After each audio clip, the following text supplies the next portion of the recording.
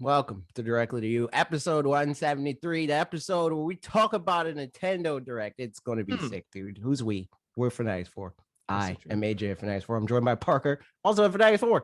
You can support this channel and me and also Parker by going to youtube.com/fanatixfour, twitch.tv/fanatixfour, give him $4.99 in exchange for that. Matter of fact, before I even talk about that, you don't even have to use your $4.99. Take it from Jeff Bezos. He's I was gonna say generous man, but that's not true. In exchange for that, you get loyalty badges, you get emotes, you get free Switch keys from time to time, you get access to our supporters only Discord, where we are currently recording this show live for people in the Discord stage channel. It's a good old fun time. They get to contribute to the show as it happens. You can contribute to the show before it happens. If you don't want to be a supporter, by going to the Discord link in the description, you can join us for the free. People will say, yo, you talk about games. It's a good time. We're going to talk about games now. Are you playing video games? I am playing said video games. I won't talk about them too long because we got some big stuff to talk about. We got games that we can't play yet. We sure do. One of them, whatever. We'll get to it. Played some more Skyward Sword. It's going pretty well. I continuing on with that. Yeah, pretty good. Where am I? I just finished the third temple, so you're at home. Things are opening up, I guess. I'm back at some other place. I won't give spoilers because we know how people feel about those.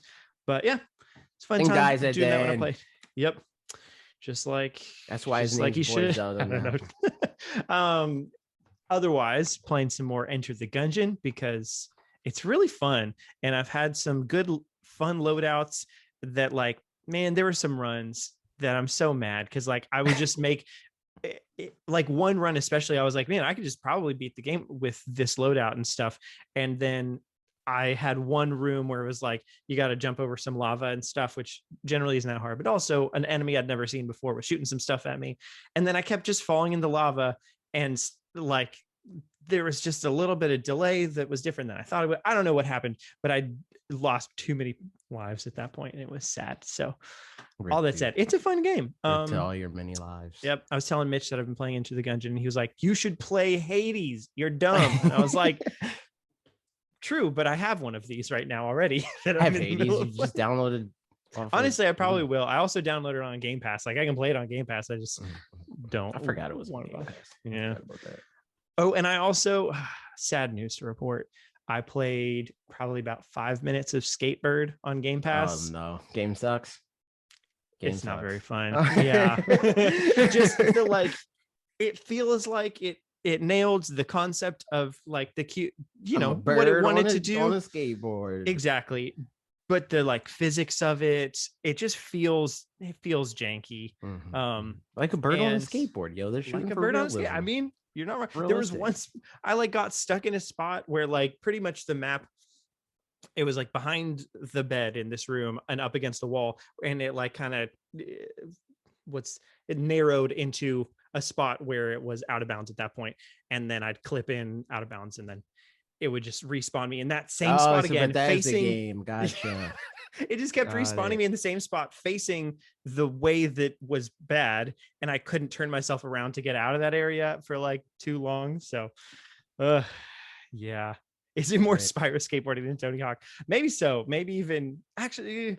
Yeah, it's a worse version of Spyro skateboarding, which I like Spyro skateboarding. Hey, but at least purchasing this game won't be supported in a crappy company. This is very true. As far as we know. I don't know. I don't know if we know that for sure. So I think that's pretty much what I've been playing. Some other stuff, some games with Ashley here and there. But and then one other one that I'll talk briefly about a little bit later, but it's related to the things. So I'm going to wait. I'm playing Pokemon Unite. There's a new season. They changed a lot of stuff. They fixed some stuff. Nice. The UI kind of works, kind of. It still does the stupid thing where you're picking your Pokemon and it doesn't populate all the way, and sometimes it doesn't move, so people can snipe the Pokemon before you get the Pokemon, and it still does stuff like that. But there's other improvements and stuff like that, and that's cool. So I play a little bit of that. Also Smash. How is it with all the mobile people coming in? I haven't really noticed a difference. I haven't played since the update. I haven't played that much to like notice. I just played enough to like do the dailies, and then I guess you're playing ranked, right? So you wouldn't notice so anyway, like because they'd be starting out at the beginning. Yeah, because they're like they would be beginner. Yeah. And I'm like vet. I mean, no, not vet. I'm like what is it? Expert 4. I'm expert 4 right now. Yeah. So it's not that deep in, but it's pretty deep in. Nice.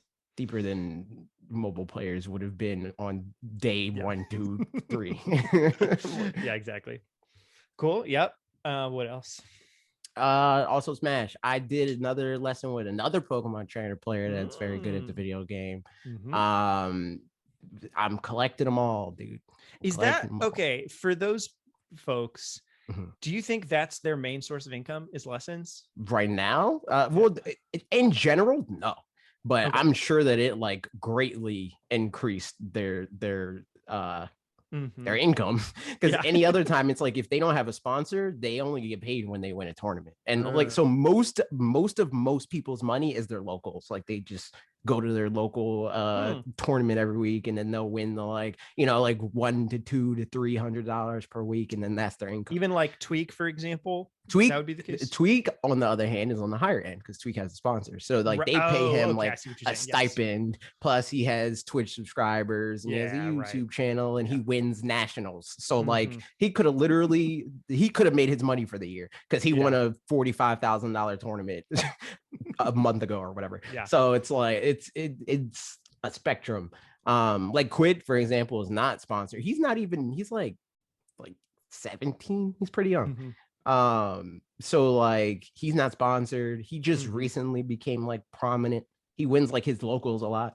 But I don't think he's really been to that many like big local nationals yet, because like he came into prominence during the COVID era. Gotcha. And because of that, he's pretty cheap on Metafy. So if you want to get good at Pokemon trainer, you just got to pay like, I don't know, it's like $20, I think, for the hour. Oh, wow. And I just booked 3 sessions. So I was like, super cheap. I'm starting up guitar lessons with a new student. It's a kid, a friend of mine from church. It's his freshman in high school. And he was like, how much for a lesson? I was like, I don't know, $20 for 30 minutes. And he was like, that's cheap. Let's do 25. And I was like, all right, cool. So that guy teaching for 20 for an hour, like that's good. I think that like, so Metafy is kind of like a Patreon sort of thing. But it's like more exclusive than that. Like it's like pretty much invite only, or you have to apply for it and get vetted, where it's like, oh, you're very good at the video game, you win a lot of tournaments, or you're a prominent creator that knows what they're talking about this game, and like all that stuff. So like Quid is like, I've been winning all these locals and stuff like that. And what they do is they like factor all that in, and they're like, all right, we're going to recommend a price for you, basically. And a lot of that price isn't even like how good of a teacher you are. It's like clout. Leo and Tweak are the same price. I think Tweak is a significantly better teacher. Right. Leo. Leo's a better player, but he's like natural talent sort of thing. Right. Leo and Tweak are the same price. So it's very like, it's an averaging of like how good you are, how of a teacher, player, and like how prominent you are as a player. That's interesting. But yeah, I feel like so far second best Metafy session out of all the ones I did so far, because like it's the Tweak side of like he understands the character really well. But also a good thing about him that isn't a Tweak thing is like, because he focuses on the character that much, that was where most of his advice came from, where he was like, all right, this is a Pokemon trainer lesson. Tweak was like, I'm teaching you sports psychology because I can win the game with any character, right? Yeah. So that had its own value. It was cool. Good times. I'm excited to do more. For most of the lesson, we focused on Squirtle and some Charizard stuff. Yeah, because just like Tweak, he was like, you'll get it. There's just some stuff you can iron out, and some things that you should do more, some things you do less.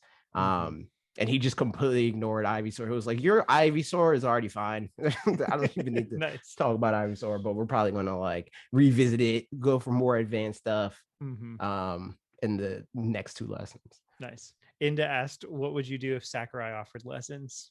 I would not take Sakurai's lessons.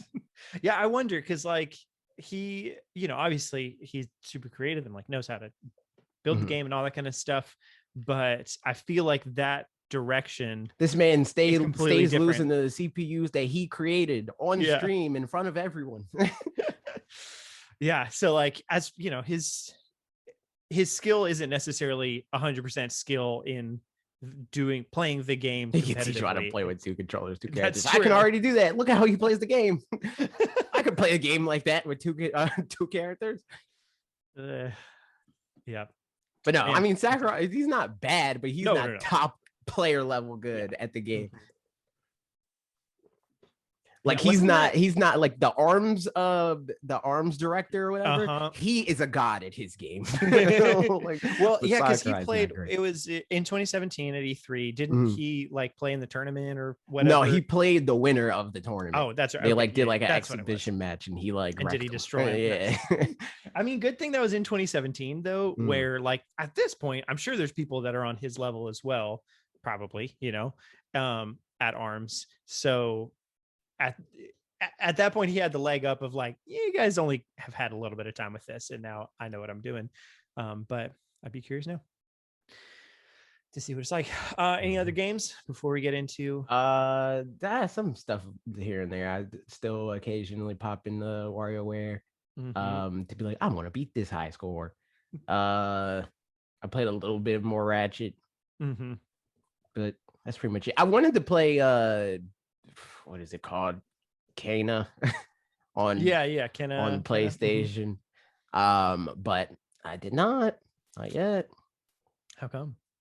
I just hate video games. I just didn't feel like it.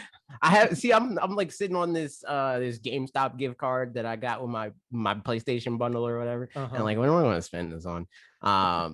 And I was like, ooh, I can spend it on Nickelodeon All-Stars Brawl. Yeah. But then I got an email from the company that they're going to send me a code. And I was like, well, I'm not doing that.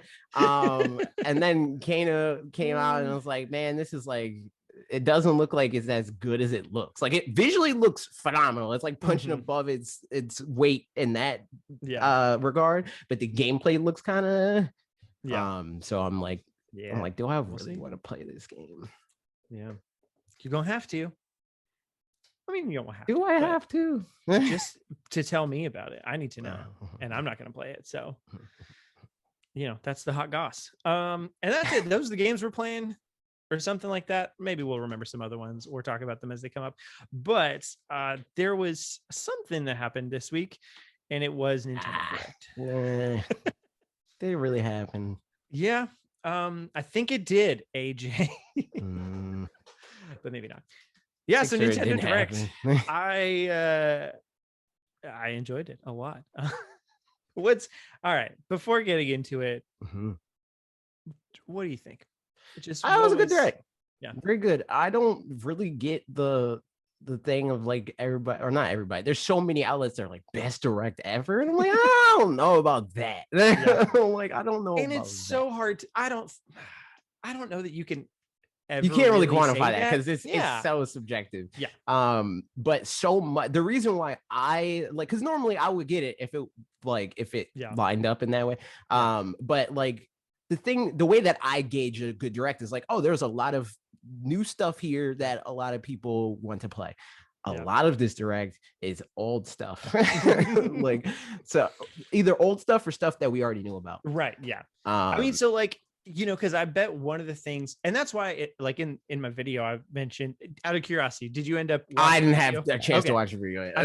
So just so I'll get to say a lot of things fresh to you, not fresh to anybody else, but well, actually, unless you haven't watched the video, in which case you should go watch our videos. You should watch both videos. It's linked in a playlist on the channel, on the main channel Twitter, and my Twitter, and Parker's Twitter. It's a good time. Yep. Also, you don't have to. We'll still be your friends. No, you do have to, or we'll hate you forever. What?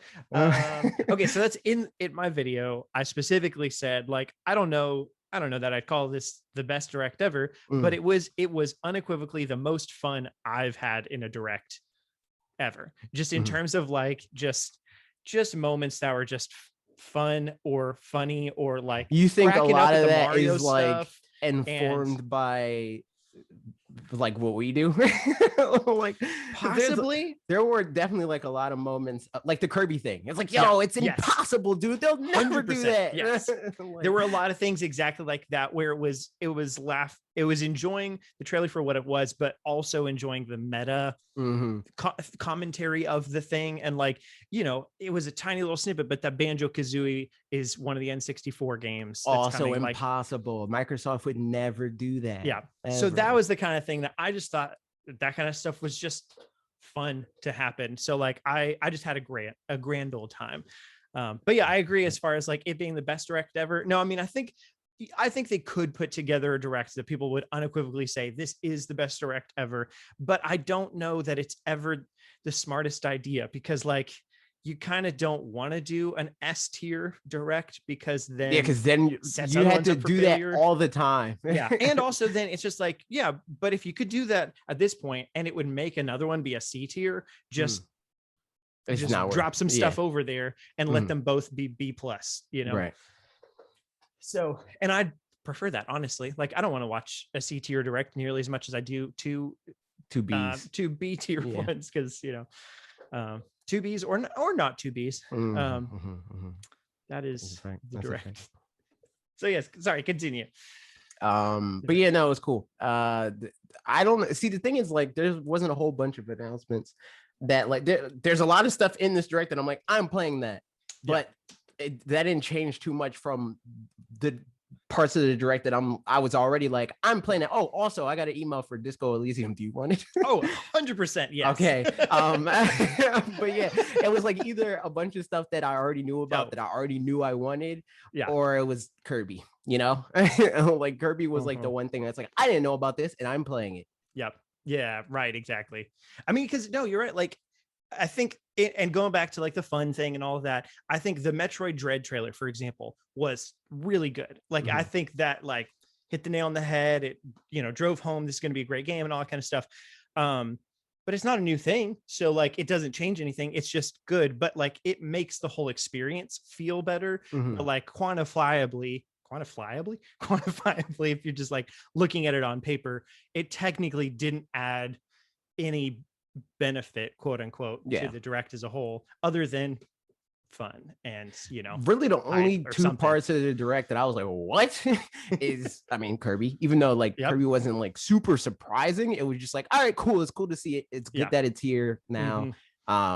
We called it in a couple different ways.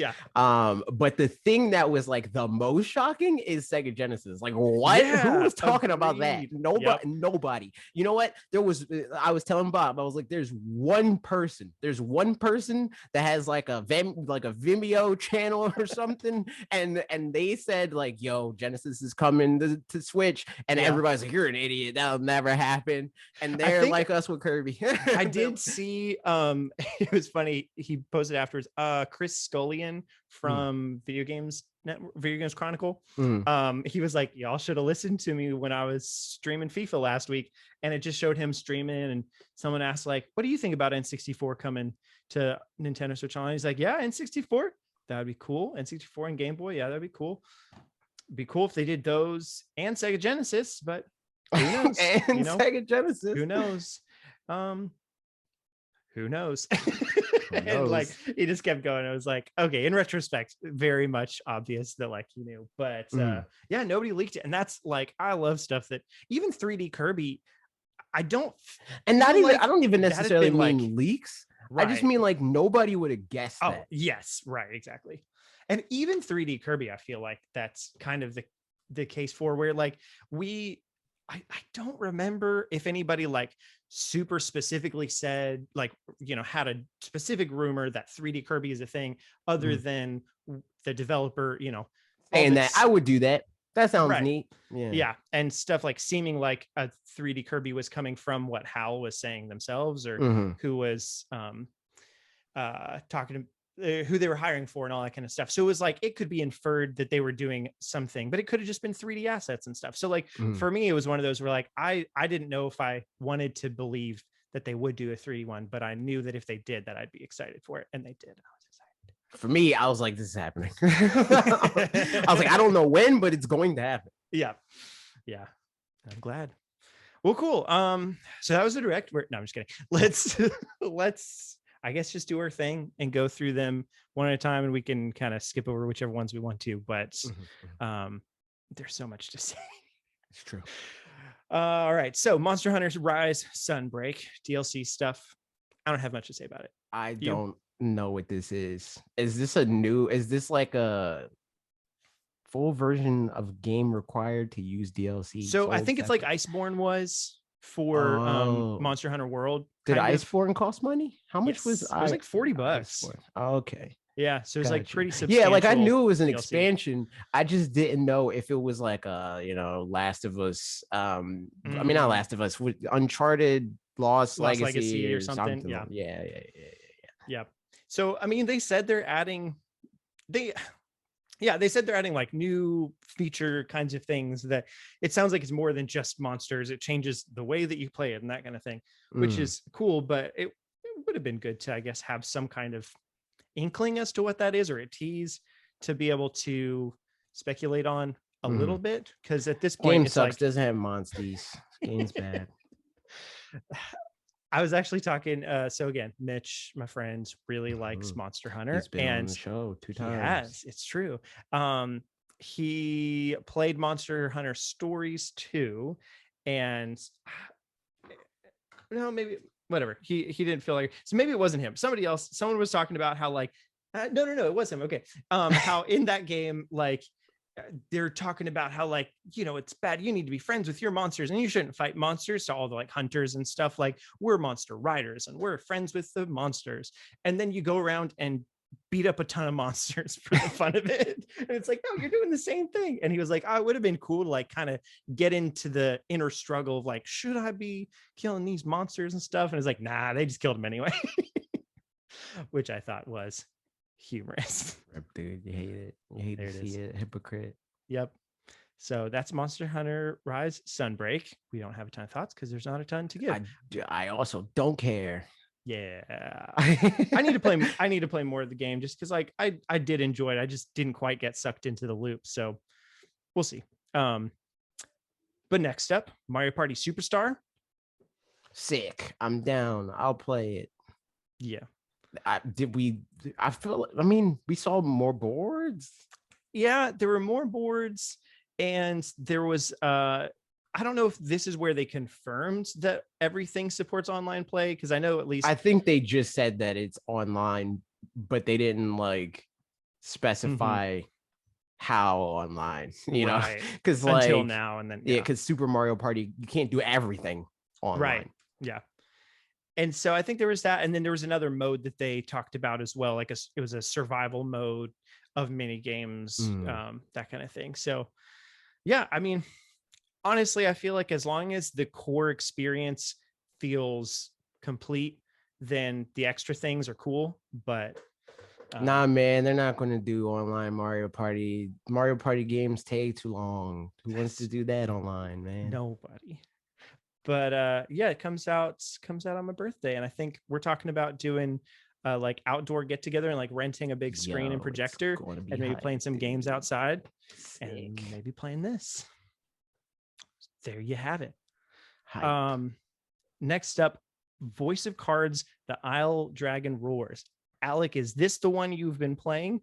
I think he said he's been playing something about cards. It is. Okay. I started the demo for this last night.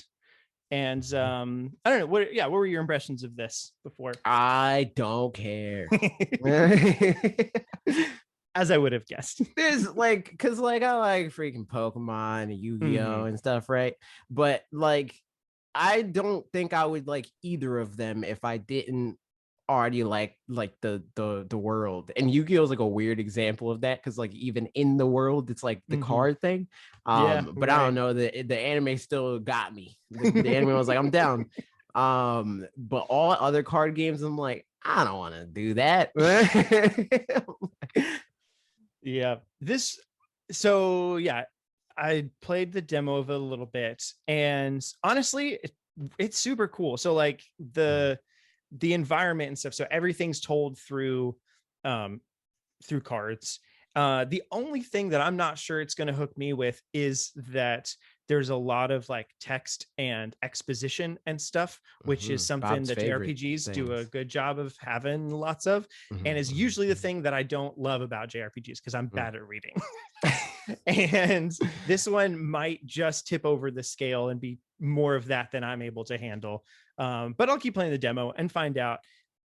It seems like it's well done at all the things it's trying to do. So yeah, I'll keep playing it and find out. But I did think it was so funny how serious, like it's the same guy that did the narration for this in the direct. And he's normally like, Mario Party Superstars, you can play in this game and have a great time. And this one, he was like, voice of cards, go around in a world, and like so like serious about it. And I was like, this is very funny. It's serious, dude. Alex says, gotta turn on the volume. It's all narrated. It is all narrated. It's still a lot of words, but you're right. It's at least I don't have to read all of them. But I don't always play with the volume on. So, well, we'll just have to see. Maybe it's just one that I'll get to the end of the demo, and however I feel by the end of that, we'll be telling. Yeah. Nice. There's that. It's Bob friendly. This game is very not Bob friendly. Bob, if I am like that with like, I'm not playing a card game. Bob is that times at least 3. I could see that. Yeah. Next up, Disco Elysium. Do you have any strong thoughts? No, that's why I'm giving it to you. I'm happy about that. Yeah, cool. I'm down. It's, from what I hear too, it's kind of in a similar world to Divinity Original Sin in the role-playing aspect of it. And I did like that game. This one's just, like more modern-ish and not fantasy stuff, and combat is different and stuff. So we'll see. I know little enough about this game that I don't know a whole lot. I know people like this game before. So yep. Now that it's also on Switch, cool. Am I choppy at all for you? No. Okay, cool. Your video's a little bit choppy for me, but yours is the one that it's recording on the side of. So if I sound good on your side, then we're good. We should be good. Nice. Yeah. Hold on. Let me make sure that I am on the right internet. Weird. Me too. Me too. I'm also on your internet. Yeah, this I mentioned in my video too. This was the point in the direct too where I was like, man, this is fun. I mean, it's an okay direct, but like nothing like really was hitting home. And then that turns around. Yeah, at this point we had one new game. Yeah. Well, 1.5. Sunbreak is new. True. That's true. You make a good point. Hyrule Warriors Age of Calamity expansion pass. I don't have any thoughts. They didn't really say anything. They really like didn't. they did an info dump on their website for this game. But they didn't really say much of anything, and they just showed like new footage. Yeah, and even then, like a bunch of this new footage, I assume it was with I mean, yeah, I guess it was because I didn't recognize it and I played the game, but like with the champions and stuff like that was like, I can't tell anything about this new footage, just that I haven't seen them say these lines and do these actions in these locations before. So yeah, I feel you. I wonder if like for spoiler reasons, maybe they didn't want to like show that, but I feel like you could. They showed Robbie and Pura and that, like, that's cool, but that's that. Yep. I still haven't finished the base game, so probably not going to play this. Yep. Same. I mean, I did maybe finish on the base stream. game, Who knows? Whenever they announce when Breath of the Wild is coming out, who knows, man? Yep. Another quick one, Chocobo GP. There it is. It's Mario Kart, but Chocobo. A Chocobo. That's the pitch. That's they were like, you can drift in this game, and it works like how Mario Kart works. And I'm like, yeah, all right. Honestly, it's so funny. Like Mario Kart did such a good job of just setting the standard for kart racers that like now, I mean, I guess other games do it slightly differently sometimes, but this Mario Kart isn't. is this Smash Brothers, but Mario Kart. Yeah, right. Like they both are the same, where people are like, all right, let's just make that. Yep. Honestly, and this I feel like is the right decision as far as like instead of trying to change it up too much, people want more Mario Kart content. So like, if people want more Mario Kart content and like Chocobo, there it is, you know, perfect. That's the thing. All right, now we're getting into the good stuff.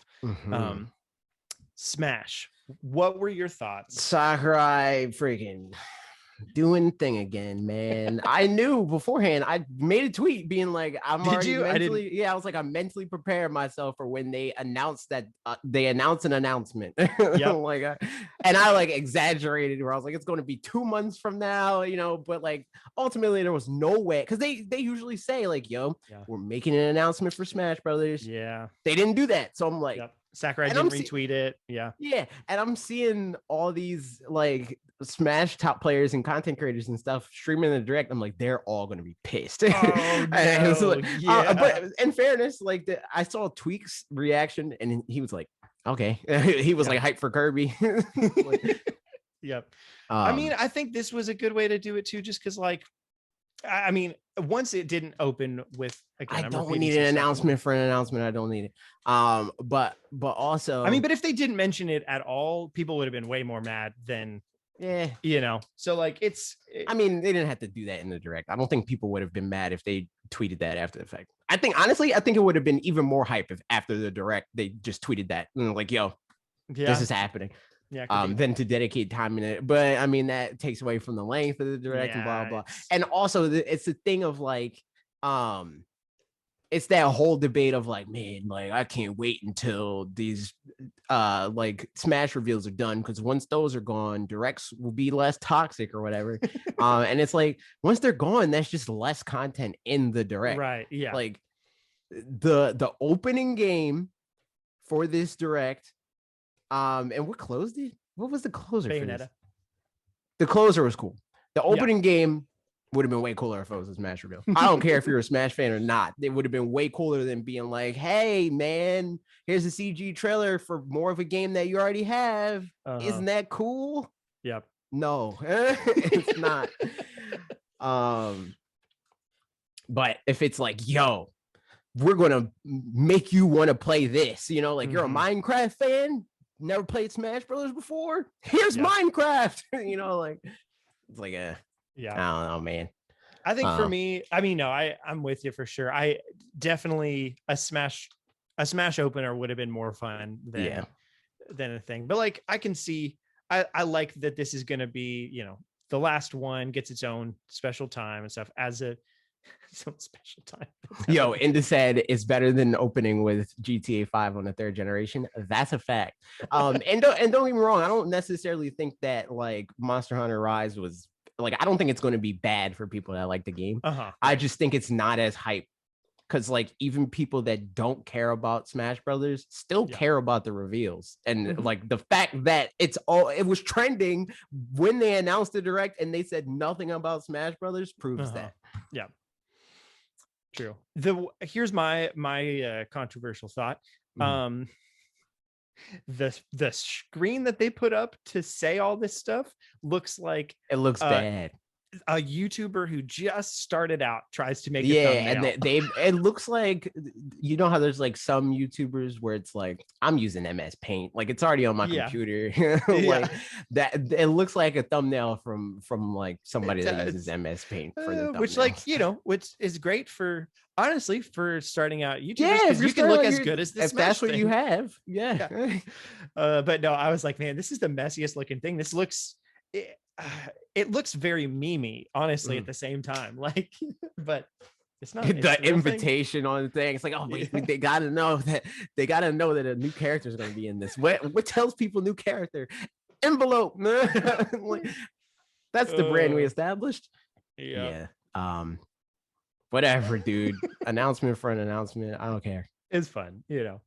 But I am happy that it's the most important thing about this, not the announcement still stupid, but like the presentation being on the 5th is super petty. It's super petty. And I'm here for it. I mean, it can't be on purpose, right? It's just it's absolutely on purpose. You think why so? would they have to do it on October 5th?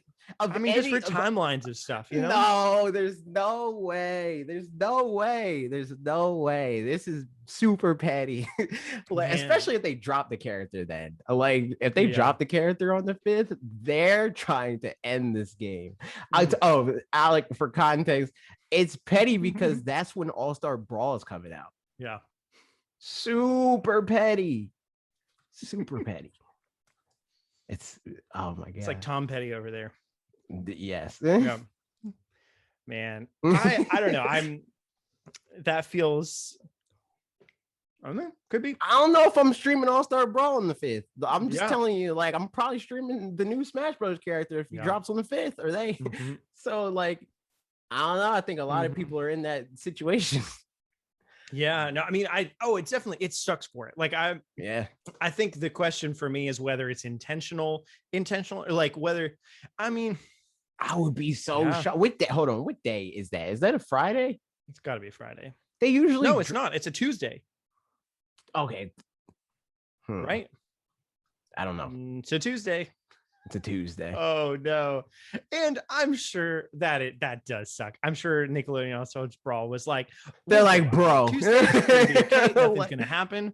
Everything's good. Yeah, no, 100% Nintendo could do like the Wednesday. Yeah, Nintendo knows that All-Star Brawl is coming out on the 5th. They knew that. They're like, they're not sitting there being like, I wonder when this game's coming out on our platform. You know, like we have licensing for this game. You know, we make money off of this game, but we don't know when it's coming out. Like, what would they have to gain by? I mean, yeah, you know, assert dominance. I guess. Like, man. Tuesday, yeah. There it is. So Smash, there it is. Any last thoughts on Smash before we move on? Who cares, man? I don't care. Unless it's freaking Hisuian Pokemon trainer, who cares, man? I love how you just automatically went to Hisuian instead of Galar. Just like because that's the one that makes sense. The reason why Galar was the one that would be cool is because that was the most current thing. But now Arceus is the most current thing. Accurate. And they like being relevant. Yep. There's so many exciting games. That's all, you know. Speaking of which, the next trailer we got. Herb. Okay, how long did it take you into the trailer? I thought it was Splatoon until I saw Kirby. Okay, so for me, like it took a second. It was because I didn't know. I mean, did you see the leak or whatever? No, I stayed far away from it. I'm so glad I did. I didn't see it either. Bob, I was streaming it with Bob, and he like started his stream like an hour early, and he was like talking about a spoiler or something like that. I was like, all right, well, I'm not going in there. So I'm sitting there, I'm like, is this Splatoon? And he's like, what is this? Is this Splatoon? And then he was like, oh, it's that. And he didn't say what it was. He was just like, oh, it's that. And then he was crying. I'm still sitting there like, what the heck? What is this? We already saw this game. Well, we didn't see it in this direct. Right. But it was like, it had reveal trailer energy. Like, I'm like, like, why are you showing us this? Like, look at the art. We have birds, you know? But then I saw Kirby and I was like, oh, and then it zoomed out and was like, it's a 3D game. I was like, oh, I love trailers that take a second to figure out what they are. Like that's the having those like 7 seconds of like, what's going, is that it? No, that, what? Like the Bayonetta one did it a little too long, in my opinion. To go back to Smash for a little bit, Smash 4 did that in a way that made me very angry. Because the Rosalina trailer, it's like baiting you over and over again. It starts in this Kirby, and it's like, yo, is this a new Kirby game? Maybe Kirby Air Ride, and then he freaking comes in and this Rainbow Road. I'm like, yo, we're adding Kirby to Mario Kart. Sick. And then Rosalina pops up in a Smash Brothers. I'm like, yo, this is nasty. Get out of here, man.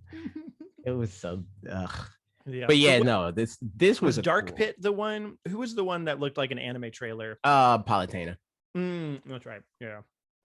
And it's like, man, an anime Nintendo anime would be great. But Rip, dude. Rip was freaking Palutena. See, with Rosalina, that was like that hurt because that character Yeah. I hate that character in the video game. Yeah. But Palutena was bad in Smash 4, so I was like, okay, you could put her in the game. So Kirby, though, Kirby. yeah, eventually we figured out it was Kirby, and we figured out it was 3D. Sick. I am very, very, very happy about this. Same. It has like 3D world vibes, which I think is a good idea for a game like this. In what way? In the sense that it's like, it feels like it's bridging the gap between 3D and 2D rather than just straight up being like a Mario Odyssey sandbox or like I think it's a good move. Yeah, but at the same time, like when they first showed Mario Odyssey before we knew it was Mario Odyssey in the like Switch reveal trailer thing, that kind of looked similar, and like it was like more specifically zoomed in the Sand Kingdom and stuff. Yeah, like, that's a good point. So it could be a situation like that where it's like, all right, we're going to punch in a little bit, and it's like more of that like epic open world platformer Nintendo sort of situation. But something tells me it's probably going to stay. I guess the question to me is, does it have completely free camera controls or not? And I do wonder if it think doesn't. that like, so we're looking at Nibelian. How do you? I think Nibelian. That's how you say his name, Nibelian. We're looking at his Twitter thread of the direct announcements, and the way that this like. Yeah. Or like, you know, like it's him going up the ladder, like how the camera is like that on here. That kind of makes me feel like it's like a set camera. Yeah, like a set camera angle. Like, because like, why would you as a player want that angle? Exactly. I think you're right. I think in that regard, like that's kind of the thing that 3D World is. You know, like you can change the camera controls or the camera angle in some spots, but only kind of. And like some spots more than others, like the Cat Sahara Desert one or whatever it is, where it's like kind of a bigger open area, like there. So I think this is going to be bigger areas for sure than 3D World, but I could see what you mean. It's not going to be like full sandbox. Yeah, I just mean like I just mean like how the game feels to control, and also the way that the camera is like the I can't even think of the word right now, but how big the frame is, the field of view in this game, I wouldn't be surprised if it had 4-player co-op. Oh yeah, interesting. Huh. Yeah. Yeah, I mean, especially looking at this okay, so in the second one, after it says Kirby in the Forgotten Land, when he's flying in on the star, like that, at first I was like, what's going on when he's flying in the star? Can you like fly around a star? But that's obviously like when you start going from one area to another. Exactly. And then obviously there's a set area, like this is the level section, and like you can move around in here as much as you want. So yeah, interesting. I mean, for sure, I'm so much more excited about this than I have ever been about a Kirby game. Same. And so I'm all for it, you know. But the kids, they can't play 3D games. Kids are dumb. They don't know how to move a 3D camera. They don't play Minecraft. That's true. Yeah, right. Exactly. Or Roblox or whatever. Right? Roblox probably. Yeah. 3D gamers. I don't know. That ecosystem's crazy to me. I don't understand it one bit, but it exists. So yeah, 3D Kirby. We'll talk more about that for sure as time goes on. I'm gonna make a video about it. I was gonna make a video about it today, but that would have took too long. Yep. Next up, Animal Crossing Direct, an announcement for an announcement. There it is. We know, but this was probably the best announcement of an announcement, arguably, because it's like the thing that, like, because Smash Brothers is a foregone conclusion. Like, we know we're getting the last fighter at some point. Yep. But Animal Crossing, it was like, are we going to get a big reveal? And like the fact that they're revealing a direct says that whatever they're announcing is pretty big. Yep. Yeah, for sure. I mean, like based on the things that we learned, because we've had a couple Animal Crossing directs before the game came out. I think we had 2 maybe. And the stuff that they announced in those was pretty substantial. Like that was where we learned about terraforming and, you know, that kind of stuff, which was pretty meaty, all things considered. So yeah, I mean, I've got to wonder what else besides Brewster and the Roost and stuff are coming. Inda said, I thought they said they'd given us the last big update, and now we have a whole extra direct. No, they didn't. They didn't say that. Yeah, they said that for sure about like Mario Maker 2. Yeah. They didn't say that about Animal Crossing. Animal Crossing is like supposed to be getting the updates for years. Yeah. And I mean, and so we also, the reason I think we suspected this especially was like a couple weeks or months ago, people had asked, maybe like since E3, Doug Bowser and some other folks have been asked about Animal Crossing, and they've said stuff to the effect of like, we know people want more content and we're working on it, kind of a thing. Maybe a little bit more nuanced than that, not as direct, but yeah, so it sounded like they at least had some stuff in the works, and they obviously do. So dope. Yeah, I don't know. What's one thing that you would want to see out of this? I want them to like, so in New Leaf, they had the island or whatever, and like you could do like mini games with 3 friends. Yeah. I want them to do stuff like that. Like, because you can have 8 people on your island, but what are you going to do? Like, it's only interesting to be like, look at my island once. Like, and after you have that, to make like, your own fun, and like that's why like people did like Survivor on Animal Crossing and that kind of stuff. But like that takes so much work to make that kind of thing happen. Yeah, and at that point, it's like it's like less of a game and more of like how I don't know if you saw any of those streams, but like how me and Bob and like the other creators and stuff played Minecraft, like where it was like we're just using the game as a conduit to hang out, and that's it, you know. And that's something that's fun and stuff like that. But the novelty of even that wears off. Like we played Minecraft for about the same like length of time that I feel a lot of people played Animal Crossing during quarantine, where it was like a month that everybody was like obsessed, maybe 2, you know, where everybody was like obsessed with Animal Crossing, and that's how we were with Minecraft. And then eventually, like, all right, we had enough. And so that's where the game, ideally the game implements things to shake up the formula that gives you a reason to want to play the game. Because like just being in the same virtual space with somebody is not enough anymore. Yeah, for sure. Because you've probably achieved the majority of your goals. Like people that are still doing dailies, I think are still doing it because it's fun and relaxing and enjoyable. And like, you know, in the same way that maybe I'm playing Enter the Gungeon, because it's just like, it's just fun to do the activities of the thing. But as far as like having goals and stuff, like that's something that I would want from this, is kind of like a new goal to reach, or something along those lines that you can do with other people, ideally.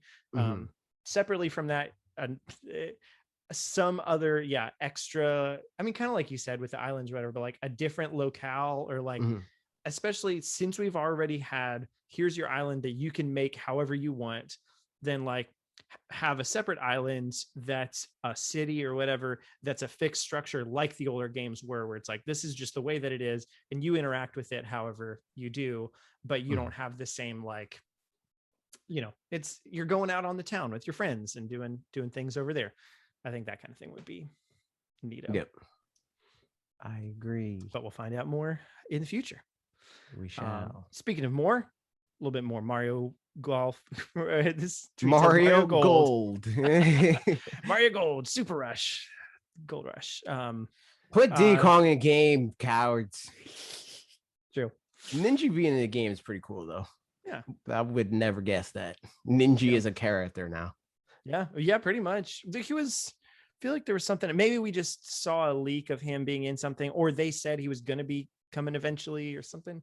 Something about Ninja recently feels like it exists, but I don't remember what it was. I just know there's the Ninja speed runs, yep. And like, I mean, in fairness, they do that a lot, where there's like a very like ancillary character, and then they're like, we're gonna make him important somehow, you know. Like they did it with Nabbit, you know, like stuff like that. Yeah, that's true. Yeah, so it's good to see Ninja get a shine. Waiting for 2045 when he gets his own video game, Captain Toad style. True. KOTOR, cool. Nice. Happening. I don't know enough about it, honestly, to know whether it's. I just know you get to use a laser sword, and that's enough for me. Yeah, I know it's kind of RPG-ish, but I kind of thought it was, for some reason, I thought it was like more turn-based RPG-ish instead, and it's not, obviously. So, whatever, we'll see. Or I guess we don't have to see. I could just look it up if I want, because it already exists. It's true. It's already a game that exists. Yep. Dying Light 2 cloud version, cool. There you go. There's that. Yep. There's a cloud version. Nice. I don't care about zombies. I'm not playing this. Yeah. I said this in the video, but to go back to us talking about this before E3, that it's perpetually on my checklist, at least now. Oh wait, I don't think I cut this part out of the video. Yeah. Just because I had too much stuff and I had to get something out. Every direct at this point, especially the September direct, seems like it wants to have some kind of like impressive game, but like now the problem is the impressive games have to kind of be cloud version games, because like, you know, I feel like they've topped PlayStation out. 5 and Series X are a thing. Yeah. And like, you know, it's hard. How can you get that much more impressive than like The Witcher 3 or whatever on Nintendo's actual hardware without having it be a custom game? Yep. You know, for the Switch. So cloud version it is. So we can probably expect to see one of this kind of thing every time. Well, then again, I think that we'll probably still get like another like milestone game once bigger capacity cards are available. That's true. Yeah. Like once the 32 gigabytes are like more accessible, and like if they do 64 gigabytes. Yeah, I can see that for sure. And especially, you know, again, once if we get a Switch Pro or something like that, some kind of hardware update. Yeah, that too. Like, so we'll get two boosts. Yeah. Moving on, Triangle Strategy. It's called Triangle Strategy now. So really different. But it's Triangle Strategy now. I can't believe that they gave us the official title for Project Triangle Strategy. Whoever would have guessed? It looks really pretty. It's we've played the demo. The demo is good. I'm into it. So it's HD 2D.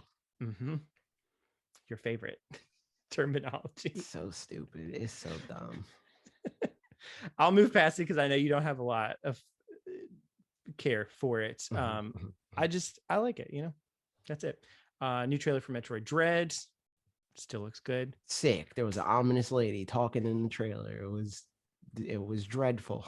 There wasn't, honestly. It is funny though. I feel like the difference between what something or what somebody types out into a script and then somebody says it, sometimes it's like, yeah, that looked like it would have sounded good. At one point, the ominous British lady said, that's something she's going to have to figure out. And I'm like, I don't know that this character would say figure out with all the other like fancy language that she was saying. She was, you know, everything was like all haughty totty, and then figure out she's saying ponder. Yeah, exactly. Like, you know, unearth or whatever. Yeah, unearth. That's the one. That's the one. She's in space too. Yeah, exactly. Yeah. So that was funny, but it was good. I mean, trailer was hype. Yeah, I'm down. I was already down.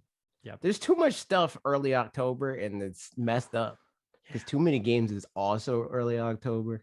Are you going to that? Yes, at least for one day, but I think I'm probably going to go for all three. Where is it? It's like outside of Philly. Oh, well, there you go. Yeah, that's super close. Nice. Like an hour away from me, something like that.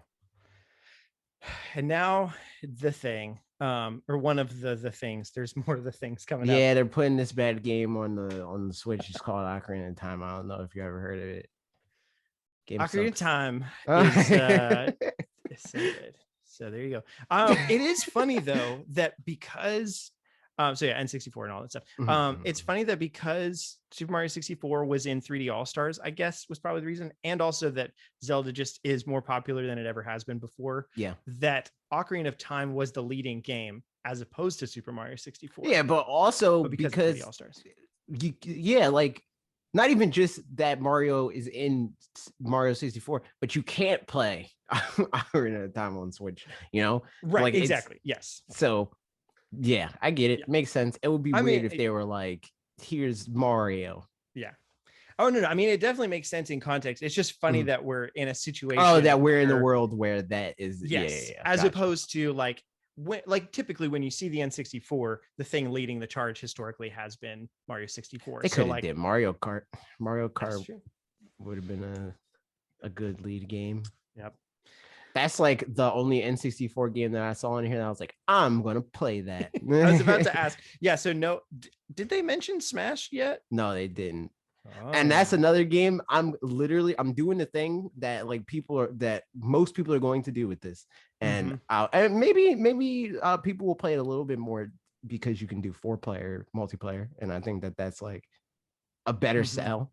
But I'm going to play this one time. I'm going to play Smash 64 and be like, man, this game feels like garbage now. And then never again. Yep, I feel that. I mean, I'm looking up the list of games that are coming so that I've got them. Do you think we'll still be able to play these games in 10 years, or will these NES, SNES, N64 collection apps stop working in a few years? They aren't streamed, are they? They're not streamed. They do have DRM. Yep. So you can turn the game on or whatever, and then like you turn your Wi-Fi off and still play the game. But like I think every 7 days they need to check to make sure that you're still a Switch Online subscriber. But outside of that, they're like on the console, I'm pretty sure. Yep.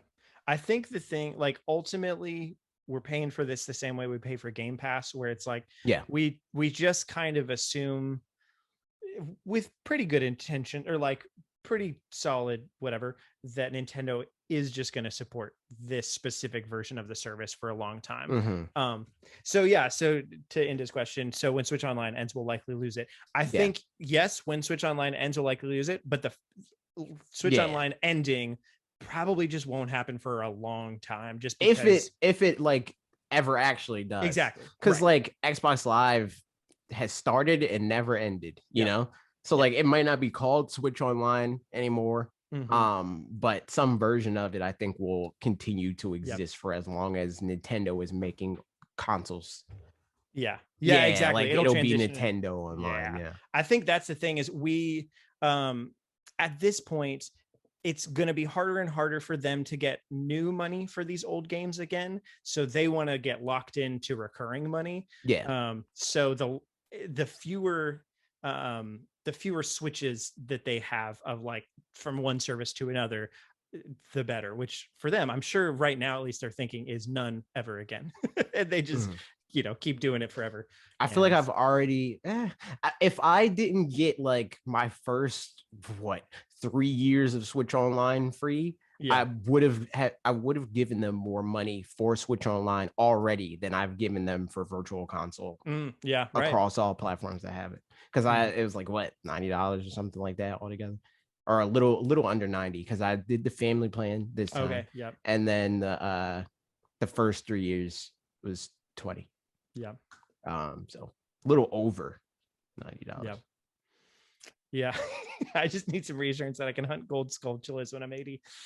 I mean, at this point, there's always going to be a way to do it, And if at some point, if they take it away again, just like whatever, you've paid for it enough times, just get a ROM. Like don't, but if they figured out the perfect way at this point for them to do it. So like if they take it back for whatever reason, like that's super dumb. Like they just got to keep doing it. Yeah, I don't think they're going to do that. So the games that are on there: Super Mario 64, Mario Kart 64, Star Fox 64, Yoshi's Story, Ocarina of Time, Winback, which people were like, Winback's on here. I've never heard of Winback in my life. So. Me either. Bob was like making not a big deal, being like, this is great, but being like, why this game? It's there. So I don't know what it is. Mario Tennis, Dr. Mario 64, Sin and Punishment, and then later we're gonna get Majora's Mask, Mario Golf, Pokemon Snap, F-Zero X, Kirby 64, The Crystal Shards, Paper Mario, Banjo-Kazooie, and then in Japan only, Custom Robo and Custom Robo 2. Damn, that's and then a bunch of Sega Genesis games, but I don't know this very well and care that much. Sorry. Yo, they got Sonic the Hedgehog. Mm-hmm. Uh, That's it. No, Echo the Dolphin, Contra, Castlevania. I mean, there's definitely some big games in this. Shinobi 3. oh, Bob said that's the best one. That's what he said. Excuse me. Bless you.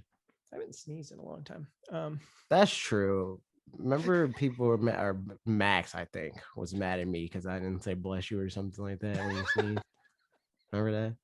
Good I time. didn't remember that. That's funny. So here's the question I have. Okay, lots of questions, honestly. One, Sega Genesis. Yeah, that was surprising. Very shocking. Why? Yeah. If ahead of time we had just asked ourselves, like, okay, there will be an expansion pack, or whatever, we'll pay more, there will be a new tier, N64 is coming, what would have been the chances, like 0 to 10, that you would have given Sega Genesis to join? What? I was reading.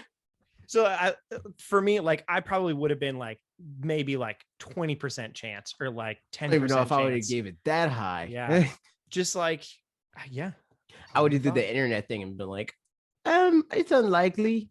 I did the armchair designer thing. Yep. I'd be like, I know Nintendo like the back of my thumb. They're not going to do that. Yep. But like, at the same time, thinking about it in retrospect, it makes sense that although a lot of these games are available in different ways from the eShop and all that stuff, Yep.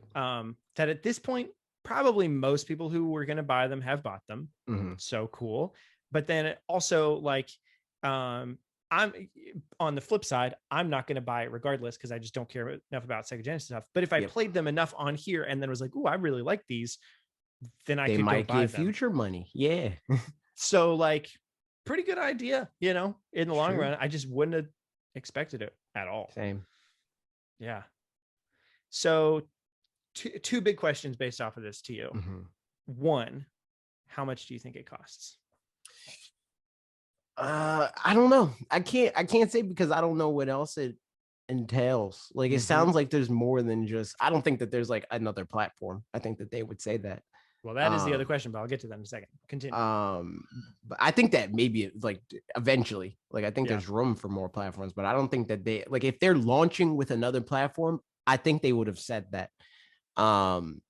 during this presentation. Yeah. But I think that there's probably going to be other features that they haven't talked about yet, and those are the things that would inform the price to me. If I always think, if I'm Nintendo, I'm like, all right, yeah, we got N64 and Sega Genesis or whatever, right? That's cool, but we added rollback, which I was like is a joke, because like that's not how it works. Like, people think Nintendo Switch Online is like their ISP, but like they did something big like that, then they could be like, this is why it's $60 a year or whatever, right? But if it's just 2 more platforms, $10 more, $20 more, that's kind of what I feel like. $20 more is probably pushing it, just because that would literally be double the price. Yeah, but it's double the platform. I mean, that's true. I wouldn't be surprised though at $30 to $35 a year, and also still a bargain, as long as you're going to play any of these games at all, which if you're not, then like whatever. But yeah, but not double online multiplayer. That's not true. It's double online multiplayer on the N64. You can play with 4 people. That's double online multiplayer, dude. So here's the other side of the question. You said no more platforms. What happened to Game Boy? I think Game Boy is still going to happen, but I don't know if Game Boy is going to happen now. I think that like this opens the door for them to be like, and maybe they don't say that, but this opens the door for them to add more platforms down the line. Yep. My other thought, maybe this doesn't make a ton of sense. I don't know. It's hard to say. Either that, because at this point, if they're trying to justify the expansion pack and this is enough to justify their price, then there's no point in them adding another platform to that. So they might as well save it for later. So that side totally works. The other thing I'm wondering, because if they're having an announcement in October or a presentation about it or whatever, they need to have more things to talk about there. So I wonder if they talk about Game Boy not as part of this, because this is the expansion pack, but as a part of just like coming to the base. But that's what tells me that it's a features thing, because like there's no reason for them to save Game Boy for something like that.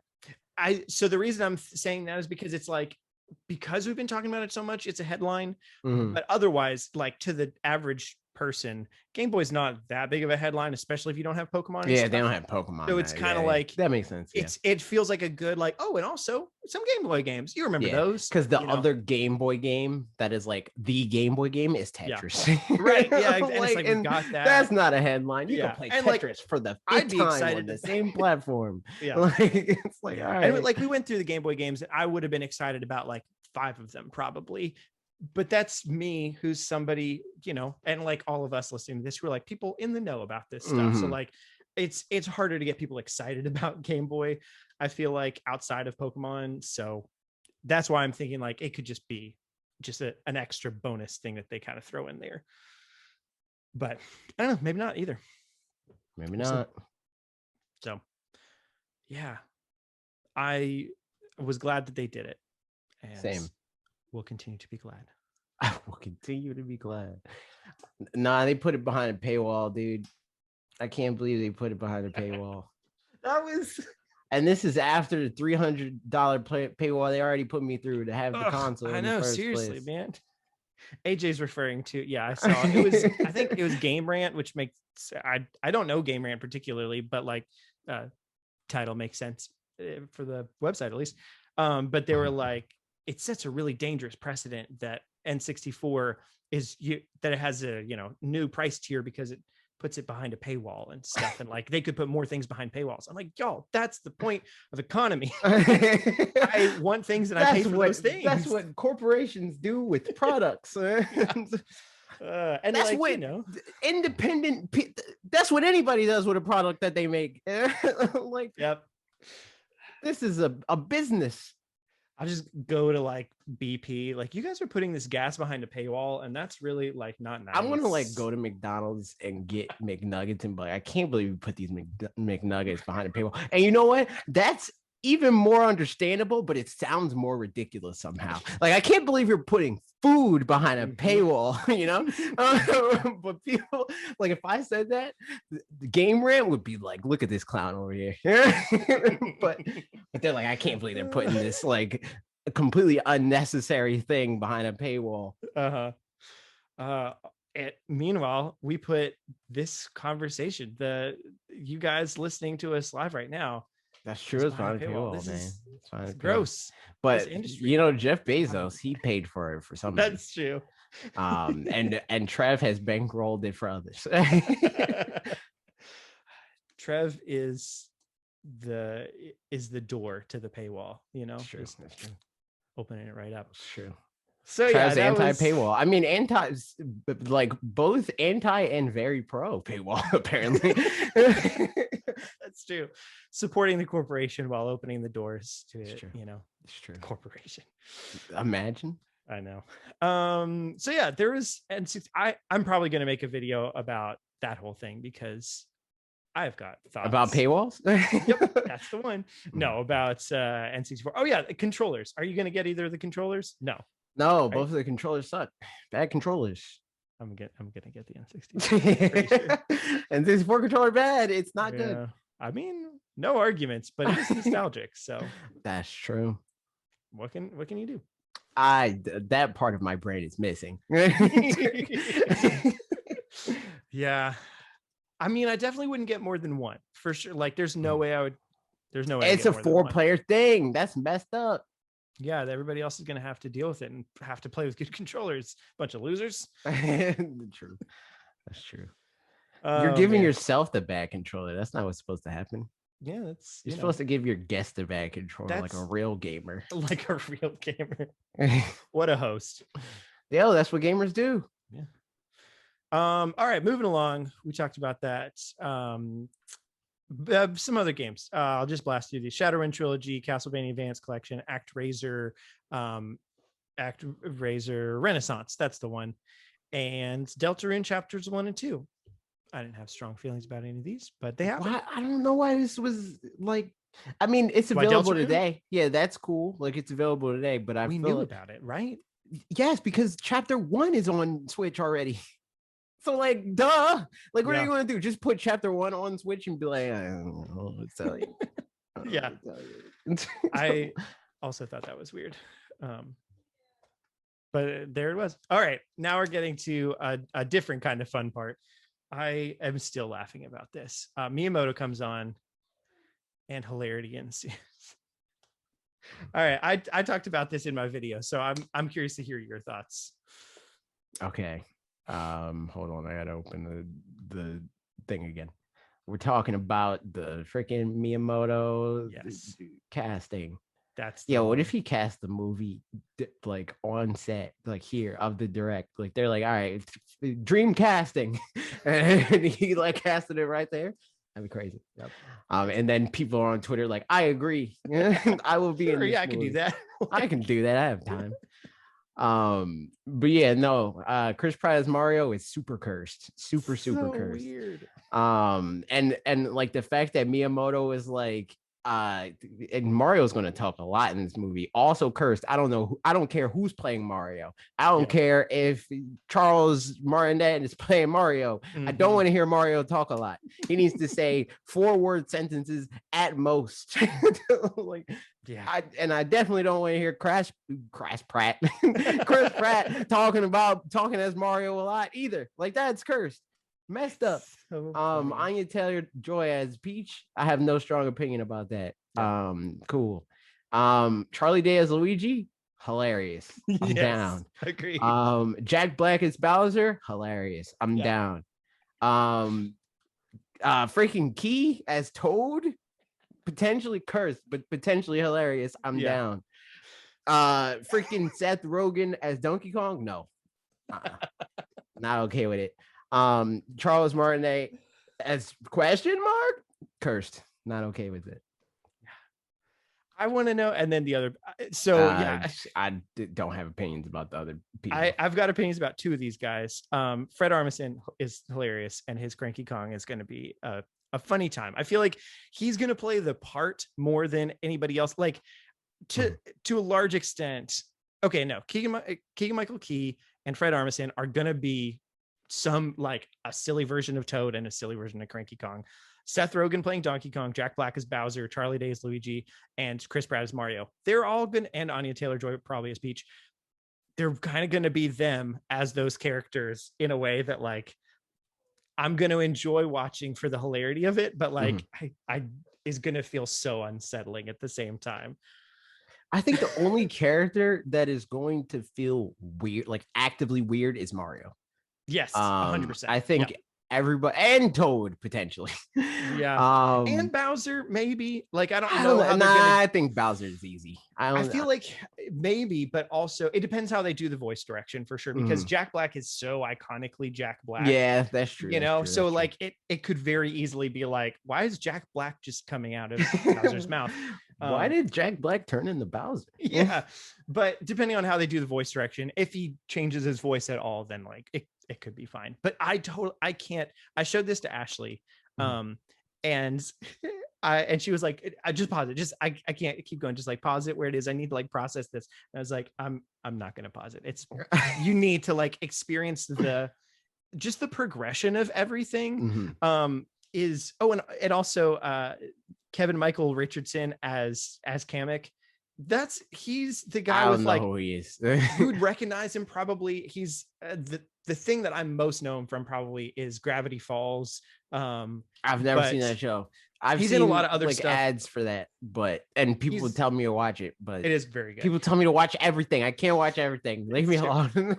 He's got like a super deep voice and almost like a Barry White kind of thing, but silly.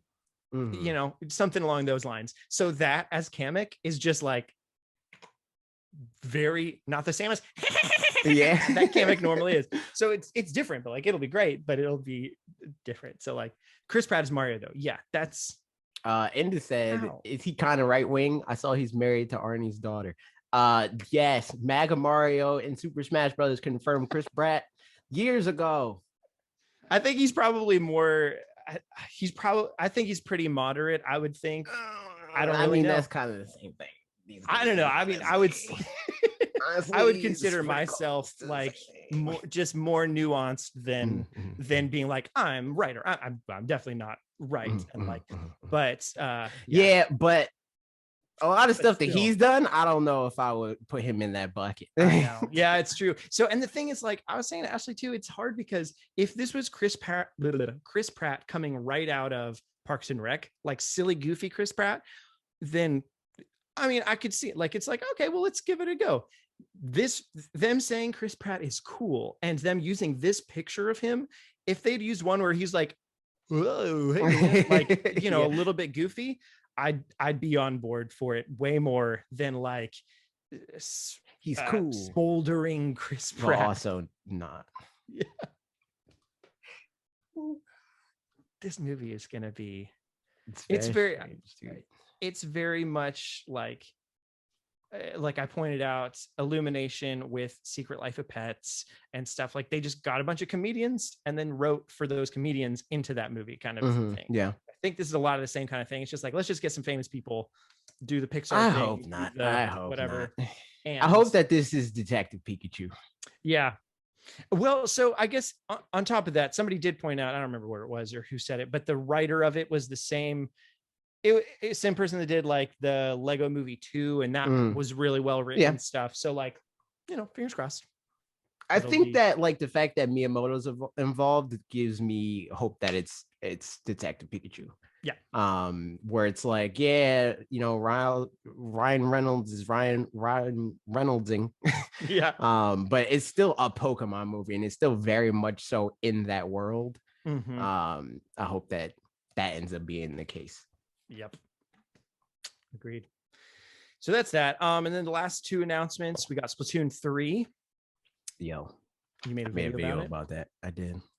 It's cool. I didn't get a great grasp of, I think somebody asked a question about this maybe. Yes. Yeah. I'll just read this. Ian Pittman said, I was a little disappointed by the Splatoon 3 trailer. I'm still excited for the game, but thought it was going to be different. Looked like more of the same. And it definitely doesn't look fully like more of the same, but you did a deep dive on it. So like even past the, you know, your video stuff, it feels like a move in that direction, but you know, not all the way there, of like a seamless kind of environments and stuff like that. So like, I don't know. What do you think about all that?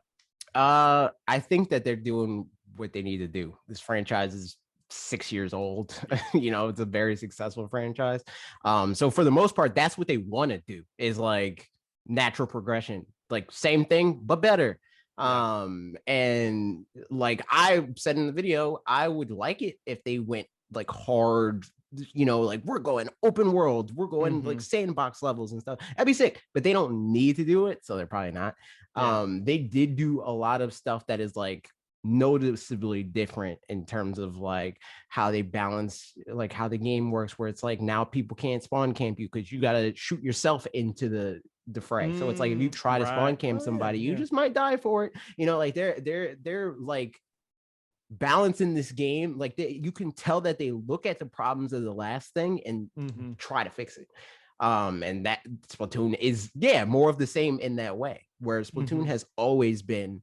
There was like somebody posted a thing a while back talking about like the progression of Splatoon graphically, even though like the platforms that it's been on are not that different. You know, like Splatoon 3 looks noticeably better than Splatoon 2, which looks noticeably better than the first Splatoon. And that's like less a hardware thing and like them being like, oh, we get the hardware, we have more powerful hardware, and more them being like, oh, okay, this is the thing. All right, let's make this a better game. And then like, oh, okay, this is really okay. You know, like you can tell like the more that people are like get invested in this game, the more they invest in the game.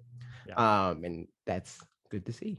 It really, graphics, not graphics wise, but just like art direction wise, especially like looking at some of these pictures, these screenshots, like they just look really good. The Into the Spider-Verse one with the upside down world. Like, yeah. Like even like stuff with literally like graphics, like the character models look more crisp. Yeah. Yep. From game to game. They do. I just hope that this is a game. I hope that it's the best game for Splatoon fans that it can be. That's the most important thing. B, maybe that it's a Splatoon game that'll make me invested in it, because like I'm never gonna play ranked mode or whatever. Yeah. So it's got. I think that like the only thing that they have to do in that regard is just do what they did in the last game, but not DLC. Right. Yeah. Just because like it's literally just length. That's what it is. It's like because the single player, I think you would really enjoy the single player. It's just I don't know if I recommend you spending $60 for it, because it's like 8 hours. Yeah. You know. Right. And I mean that's fine for people that want to buy Splatoon, because that's not the reason why you buy Splatoon. Yeah. But if it was 12 hours, you know, then that would feel better to be like, okay, I get this being like buying this and just playing a single player and then leaving it alone. Yeah. That's true. Yeah. And I think you're right. The single player would be the thing.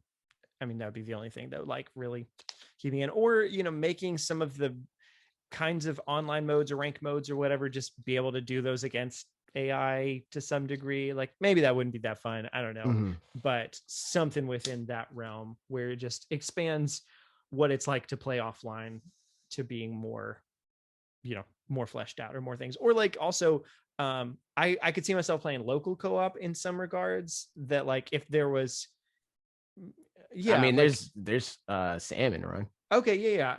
So that is local co-op. Yeah, it's like is a that horde on the same Switch though. I feel like that's two, like you need to have two copies. No, yeah, you need to have two consoles. You could do local wireless or you can do online. Gotcha. So it'd be cool to have something like Wii U did. Yeah. I don't know if that will work on Switch. Right. Because the only reason why I worked on Wii U is because it's 2 screens. Yeah, right. And it's like they could do split screen, but split screen with Splatoon would be very strange. Yeah. I mean, or even if it's just like a co-op single player kind of mode sort of thing, you know, where it's like not split screen, it's you're in the same. You can only go but so far from each other. Yeah, exactly. Yeah. Something like that could just be fun, because I think, you know, the game is multiplayer, but like I remember. Well, even if you're on the same screen, that would be weird, because how would they handle perspective? Like maybe it's a completely different mode, and it's like you can't aim. It's like isometric top down kind of thing. Yeah, I got you. You know, something like it's that. Like just a platformer. Yeah. I mean, or I don't know. It's thoughts. But then we go to the last thing. It's Bayonetta 3. And it took me a long time to figure out this was Bayonetta 3. Yeah, I thought at first I was like, what is this? And I think Bob mentioned a few times, it was like, is this Bayonetta? I was like, I don't know if this is Bayonetta, because it has Japanese like dialogue, and Bayonetta doesn't do that.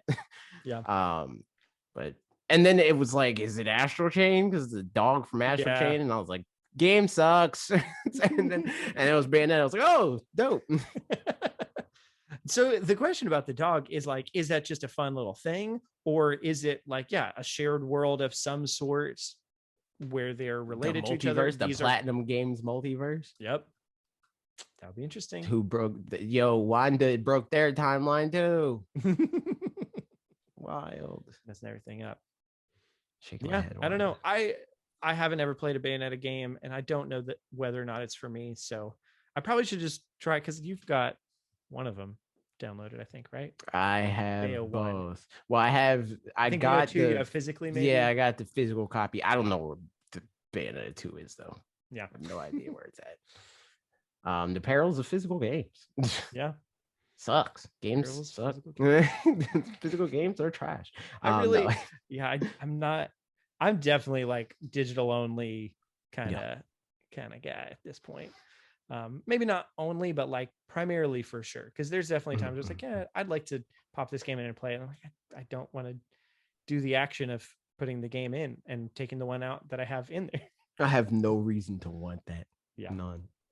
Yep. Like even the collection thing doesn't feel like enough for me. Like if I was like that type of person, I'm buying like the bundle of like the blank Switch cases. I'm printing off the game's art and I'm doing that. Like because the convenience of digital is just not worth. Yeah. And the fact that like physical games are not like the argument is like, but like, what if they nuke online and stuff like that? They can nuke your game now anyway, even if it's a physical game. Like, yeah, it's.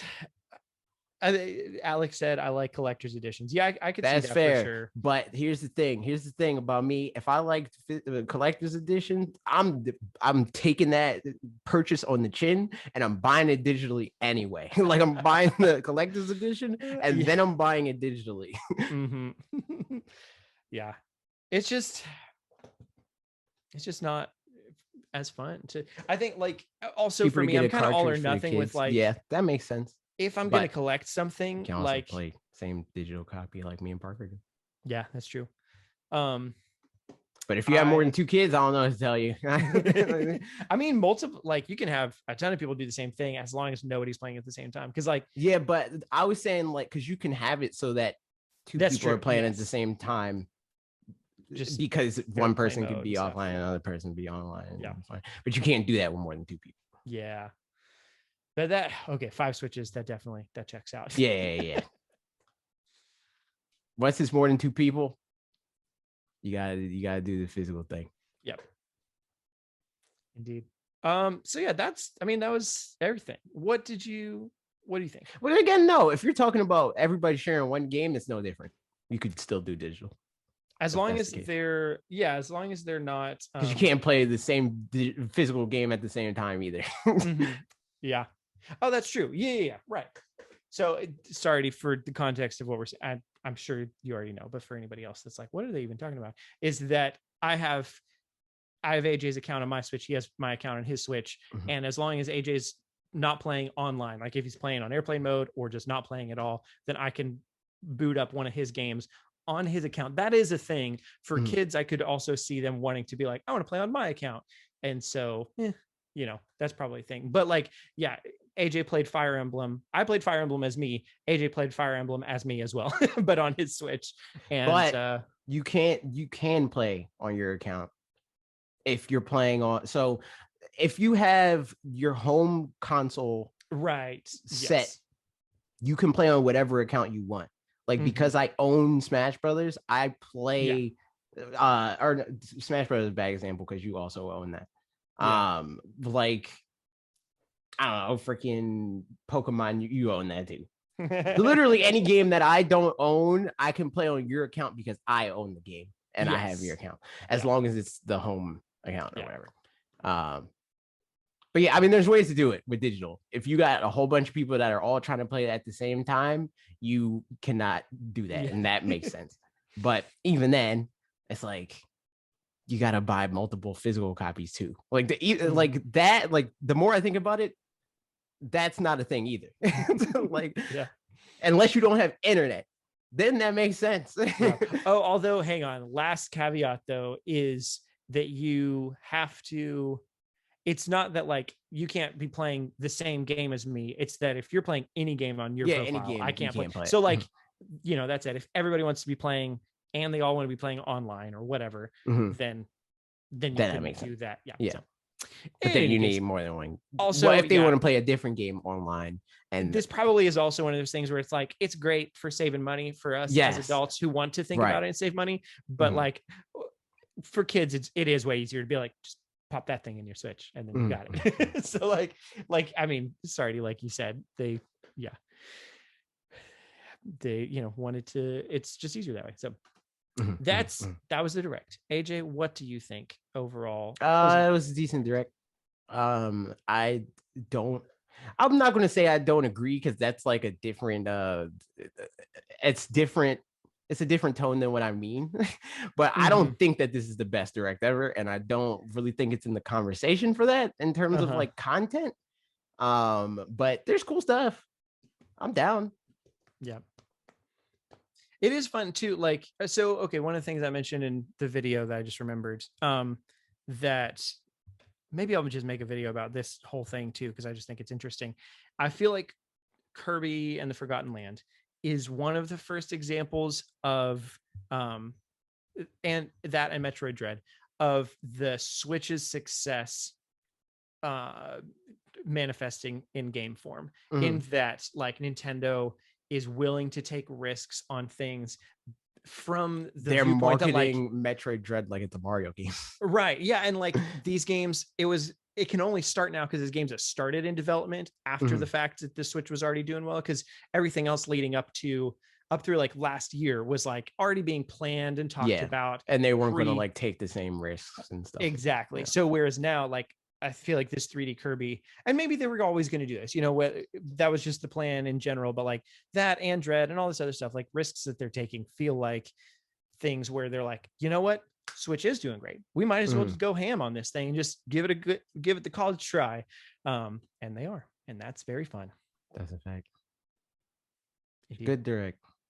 Good direct.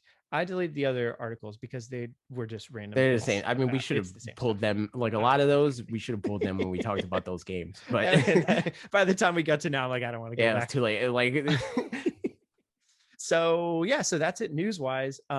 So now into Q&A, and we've got a lot of them. So let's get cracking. And if you're here, you can ask your own Q&A. Indeed. Ask your own question and answer your own question. Exactly. The whole Q&A.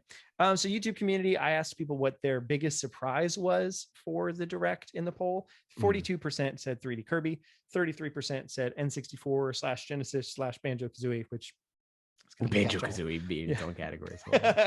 Yeah. Bayonetta 3, 16%, Splatoon 3, 6%, and something else, 2%. And then we got some comments. So Let64 said, I honestly didn't think we'd see Animal Crossing here, so getting an announcement for a Direct was huge. Yeah. Yep. I was expecting something for it here, but I was expecting the things to be announced in this, and I think it having its own Direct is bigger than I was expecting. I think that like kind of that. So like, look at the fact that half of the options here, Bayonetta 3 and Splatoon 3, both of those we knew about. Yeah. For a very long time. Well, for Splatoon 3 we knew for the year, but like Bayonetta 3 we knew for a very long time. Yeah. That to me is like, and Animal Crossing is similar. Where it's like we knew it was going to happen. They said it was going to happen, and the fact that the game exists and it's always been this like persistent thing that you're supposed to play for a very long time. And since we've been in like the digital era, like with the 3DS game and stuff like that, they did updates in a very similar way. So it doesn't feel like as big of a deal because it was just like a foregone conclusion. Yeah, I feel you for sure. I think like, there weren't a ton of things in this. Like really 3D Kirby was the one thing that was like just brand spanking new, no clue about it. And Genesis. And you know, really big news kind of thing. I feel like a lot of the other things, like I said, there were just, it was fun things. And Genesis, yes, true. So, but yeah, I could see that. Trevor Steinberg, who is that? Said, what's the best game coming to N64 and why is it Ocarina of Time? That's cap. Ocarina of Time's not even the best N64 Zelda game. I am excited to play Ocarina of Time again, at least even for just a little bit. It's fun to dip into it and, you know what you're getting back into. It's good times. Seriously, though, was surprised to see Pokemon Snap coming. Do you think that means potentially more Pokemon games in the future? Looking at you, Pokemon Stadium. Yo, Pokemon Stadium would be hype. I'm down for Pokemon Stadium. I mean, Emily Rogers tweeted out something, right? That like, I can find it if I don't feel like it. She said something to the effect of like, from what she's heard, they're definitely doubling down, or they're investing a lot more in N64 on this than they ever did with Virtual Console, including something like that Pokemon Stadium would be coming, which has never come before to Virtual Console. So like, and well, she didn't say that it would be, but that like it's been in the talks that it could, or something like that. So yeah, I mean, that's a big deal if so. So hopefully Pokemon Stadium. Huge if true. Huge if true. Ian Pittman, we already did that comment, so thank you. That was the one about Splatoon 3 trailer being a little disappointed, but looked like more of the same. Yep. Jump on everything. how do you think the new Kirby game will sell? I was worried the next game would sell badly due to the impression given by Star Allies, but I think the Forgotten Land is significantly different enough for those who were scared off by Star Allies to still be interested. Yeah, no, I think just looking at this game will make people want to play it more. Yeah. I think it's going to sell at least twice with Star Allies. So I think it's going to be in the like 3 to 4 million unit range within the first year. Depending on what the audience reception especially is. Unless the game's bad. General, if the game critically is bad. Yeah. I mean, but conversely, if the game critically is pretty good, like even, like, I don't know, high 80s or something like that, which like if it's in the realm of like a 3D Mario, but it's Kirby, that 100% could happen. Yeah. If it's well received, I honestly think it could be one of those that like slowly creeps its way up to even like past 10 million or whatever in the long run. Yeah. I mean, like Ring Fit did, Luigi's Mansion 3 did, like this is less of like the top for me and more like I think it's going to do this. Like it's definitely going to do this, for sure. I could see it selling a lot, but that is dependent on like I think just looking at the game that we know now, I think this game, based off of the information that we have right now, could sell double what Star Allies did. Now, if we get more information, it's like it's even better than that, and blah blah. I think that it could sell more. But based off of what we know right now, I think it's going to at least double Star Allies. Kirby's at 2.93 million. So to double it would be just under 6 million, which I mean, I can see that very easily see that happening. Yeah, it's just doing good. Some people's other options were Christopher Mario Pratt and Charles Luigi Day. Were the most surprising. Agreed.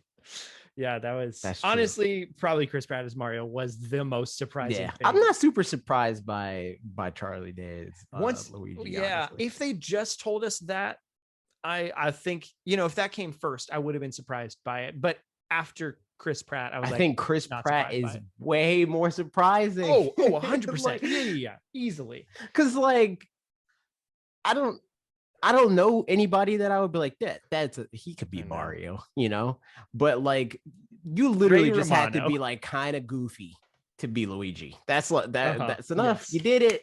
Yeah. Like, and honestly though, what if Ray Romano were Mario? I just want us to think about that for a bit. That's it. There it is. We thought about it for a bit. But no, you're totally right. Yeah, I think a silly person as Luigi and Charlie Day is pretty silly. It's true. Checks out. Plus, he like plays that like frantic, like I don't know what's happening right now. I need to get out of here, sort of character a lot. Yeah, and that's Luigi. Yep. Martin Louis DeKing Jr. said Monster Hunter Rise expansion. Yep. Cowboy, Animal Crossing New Horizons Direct announced. Indeed. True. Twas. True. And 5 Putt said Mario movie and cast. Yeah, I feel like that's probably like I said the Genesis announcement is probably the most surprising thing. I think the Mario movie thing is most surprising, not because of like the content, but the fact that it was there in the first place. I think both easily. Because they did the park during a direct. Or no, it was like its own thing. So even that, like it's weird. It's weird. Yeah. They don't usually do stuff like that anymore. Because Bob was like, are they going to talk about Pikmin? And I was like, it doesn't seem like a direct thing. I would have put this even less likely than Pikmin. Although that said, I really like that they did it here because it does feel like already for however much it's like this is, a Hollywood Mario kind of a thing with all this casting and stuff. If they announced it first in a movie context instead of to the Nintendo audience, then I feel like that would have been almost like fine, but it showed even more that they were catering more to the Hollywood side of it rather than like this way. It's like, hey, you guys are the first to hear about it because you're a primary audience, and that's nice. And I know I'm in that, like, the only casting thing that I'm actively like, nah, I'm not cool with that is Chris Pratt. Yeah. And it's definitely not entirely because like the acting part. Like, he's not Mario, but just because he's a garbage person. But like, as far as like it being a Hollywood movie and Hollywood being super involved in the thing and blah blah, I'm okay with. Right. Yeah, I want the movie to be a big deal. Like, I saw people being like, why doesn't Nintendo just animate it themselves? And like, my goodness, because then it would do like they will release it in Japan, it will do $7 million US at the box office, and people would be like, it's such a huge deal. But in this scenario, with this studio, with these actors and stuff like that, it could be $1 billion movie. You know, like that's just the reality of it. Yeah, I mean, how big was the Lego movie? The Lego Move. Wait, Charlie Day is also in the Lego movie. That's funny. I mean, nepotism. So is Chris Pratt, obviously. No, come on, tell me the informations that I want to know. Budget was 60 to 65 million. Box office 468 million. So $500 million for the first one, and I don't know for the second one, but probably a lot as well. The Lego Movie 2 box office. The Lego Movie 2 made less money. It made 192 million. Interesting. Rip, dude. Rip. They're going broke. They're going broke. What was the budget for the second one? Hold on. Second one, a little bit more, it looks like. It's $99 million. Made 192. They should have stopped, dude. Well, also they had the Lego Batman movie and the Lego Ninjago movie in the meantime. So I think that probably, what was the Lego Batman? That was the best. That was like that's top 3 Batman movies. So yeah, there you go. Lego Batman movie box office 312 million. We're talking about Hollywood's involvement in the Mario. No, you're totally right though. Like, I mean, fingers crossed that Illumination was still the right choice, but definitely, I feel like we talked about it a long time ago. But their options were either do Charles Martinet with just Mamma Mia, yeah, exactly, just make Wally. Or make or do what they did. Honestly, like this is the only other option. Is like if he's going to talk at all, it can't be traditional Mario. It can't be Charles Martinet. Yeah. So, and if not, it's Chris Pratt. Still feels like a weird choice. Like I don't. Yeah. Like I don't know. It's just funny. And I like after Parks and Rec, especially, I loved Chris Pratt. Like he was great, but like he's just kind of one of those that the more popular he's become, I feel like it's gone to his head too. And like I don't like that really. So that's hard. Maybe it hasn't. Maybe I'm just imagining that, but it seems like it. Oh yeah. No, I don't love that. The picture that Trev just put in there. Yeah. Garbage. Yeah, not a big fan. All right, moving on. In any case, that was the questions from YouTube community. Moving on to Twitter. Good old Patrick Green said, "I'm looking forward to a Kirby game for the first time ever." Wait, that isn't a question. Do you think this will be Kirby's Breath of the Wild moment? Possibly. Yeah, possibly. The difference though is like Kirby, like this is like, so when we usually talk about the Breath of the Wild thing, when us specifically, because a lot of people say this is Breath of the Wild, but I feel like they mean a very different thing. We usually mean like take the core of the game and like modernize that and make that the biggest version of that as possible. This doesn't really feel like that. It feels like Kirby's like feels like it could be, but we haven't seen whether it is. We're not really seeing like the core of Kirby being like extrapolated. It's like it's Kirby and he can like do some Kirby stuff, but it doesn't feel like a Kirby game moved over into 3D, which in this case isn't a bad thing. It's just a different thing from what we usually talk about in that context. I think what's the word I'm looking for? Commercially speaking, very almost 100%. Yes, like very definitely right. Commercially like the best-selling yes. Kirby game. In terms of game design wise, like you were saying, AJ, I'm curious. I feel like it's got potential for that. The big thing for me that I'd be curious about is whether or not the abilities and stuff are how the puzzles or anything like that gets implemented.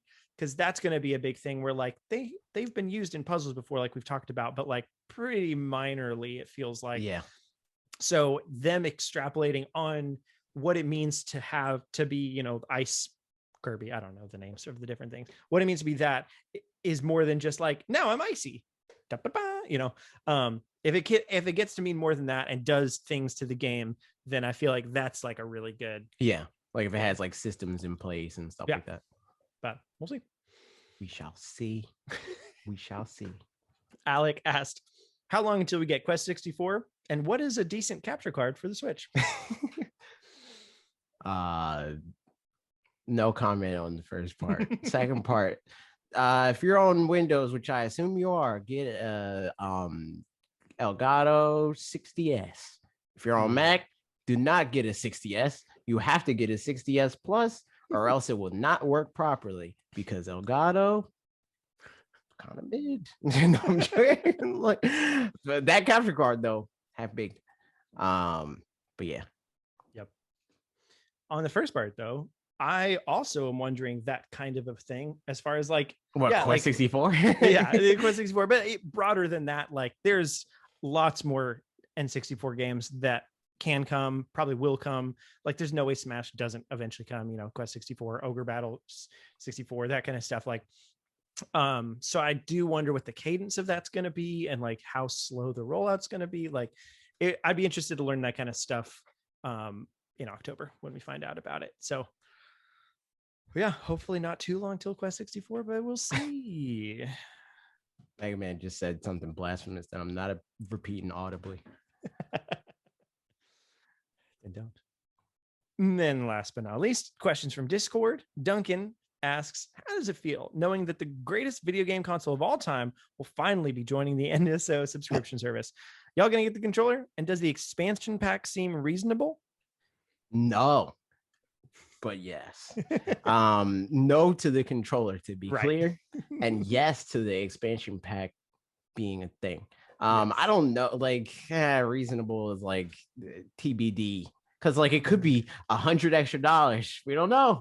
Yeah, right. That's true. But like assuming that they're smart, you know, and they're a multi-billion-dollar company, has existed for over 100 years. So I'd assume that they're at least smart enough to not do that. Yes, it's reasonable. Yeah. Agreed. And yes to controller. And yep, it's the greatest video game console of all time. It's going to be joining the NSO service. It's the Switch is going to be joining. Yeah, that's true. The Switch is joining. The Switch is. Yeah, I really like the Switch. You know, that's just it's behind a paywall, dude. Good stuff. And then continues on saying, also, has anyone stopped scream laughing over the fact that Chris Pratt is going to voice Mario in a Mario movie that also has Charles Martinet on the roster?